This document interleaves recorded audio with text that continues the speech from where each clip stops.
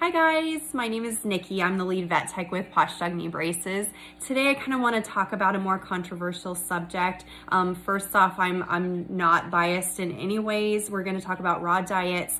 I don't personally feed raw, but I'm going to go over the pros and cons and why it's actually not a bad idea if your dog is one of those breeds that's either predisposed to a CCL tear or currently has one. So first off, what is raw food? Raw food is literally the feeding muscle or organ meat of a dog. We're not feeding corn or wheat or anything like that because that's not necessarily what your dog's diet should have. So we're kind of stepping back. It includes raw eggs, vegetables, fruits, probiotics. It's kind of a balanced meal. A lot of people, good for you, will do this homemade style, which is a lot of work and a lot of prep, but it's worth it. In the end, I see huge results with people that raw feed versus, kibble.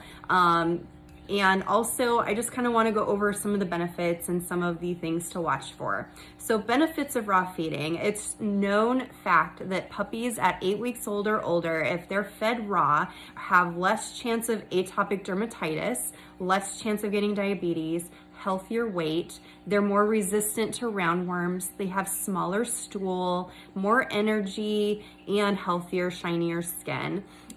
Feeding crushed bones provides calcium, phosphorus, glucosamine, chondroitin, collagen, and marrow. Goodness, that's a lot. So there's two thoughts here. A lot of people will feed whole bones, which just be careful. Those can actually fracture teeth. I've seen them impacted.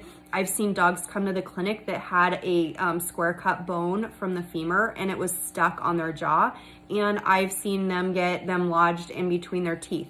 So just be really wary when you're feeding dog bones. Make sure it's not something brittle or cooked. If you feed a cooked bone, it's more brittle and it can fracture and they can chew it up, which is not good for them. They can impact it. It can go through their gut, cause all kinds of problems. So I like to use personally crushed bones if I feed bones, or I do bone broth with them. So there's if you want to do that, good, but I definitely am not comfortable with that. In fact, here's a good story. Fed my dog a beef bone the other day. She ended up getting clostridial diarrhea, had to put her on medication. It was not good. So for me personally, I just stick with the crushed bone or bone broth personally. So things to watch out for with raw feeding. They can also come with chemical contaminations.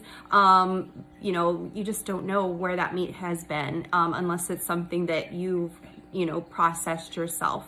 Also, they can come with pathogens like salmonella or E. coli, which can be deadly for a dog or a puppy. So what I recommend and what a lot of people do is get a pre-packaged raw diet. You can even get them at Petco now. They have the raw food.